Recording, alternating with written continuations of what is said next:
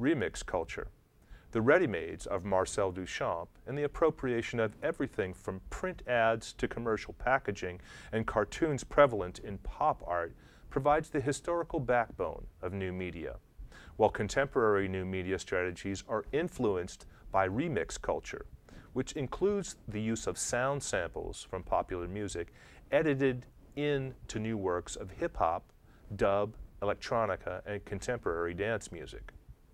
Remix strategies range from borrowing samples to complete new versions of familiar songs. Other examples of remixes borrow from video games and mash up unlike genres. One example of new media works that have been remixed repeatedly are Olia Liliana's My Boyfriend Came Back from the War, which has been redone over and over again in different ways. Some new media artists even applied this strategy to their own work, such as Bust Down the Door Again, Gates of Hell, Victoria version. Yang Hai Chang Heavy Industries replaces the original work's background, alters the text color, changes the soundtrack, and adds a Korean translation. Remix, as a new media strategy, sometimes cuts across many genre boundaries, such as the work by popular performer, writer, and theorist Paul Miller, aka DJ Spooky.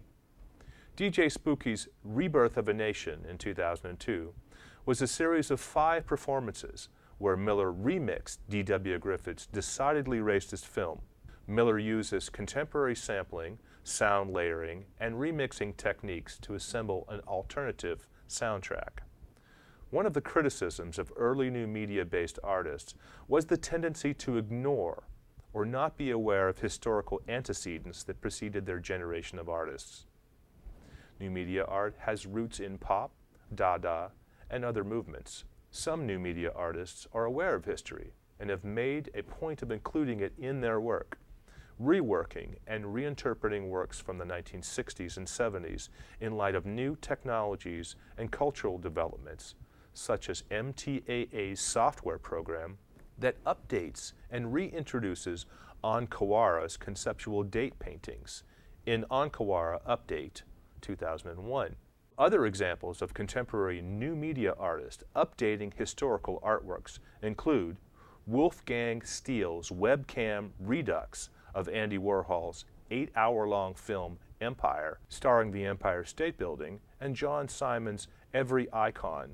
The tendency of these artists to work collaboratively and use the strategy of media archaeology for appropriation in art making represents the shift from the idea of authorial integrity central to modernism to an approach that downplays original authorship as an element of cultural production. This language is more about editing and manipulating historical content to produce art instead of producing something from a whole cloth. Jennifer and Kevin McCoy use databases to reinterpret films such as Project 201, a space algorithm. Their version of Stanley Kubrick's 2001, A Space Odyssey, is editable by the user who logs into their website. New media artworks often respond to and are facilitated by technology. Since technology develops at such a rapid rate, obsolete technologies become cheap to use, and technological nostalgia becomes part of the language of artists like Corey Archangel, whose Super Mario Clouds remixes the early video game Super Mario Bros. Homages to early video games are a popular subject for new media artists, such as Natalie Bookchin, The Intruder, and Keith and Mendy Obadike, The Pink Stealth.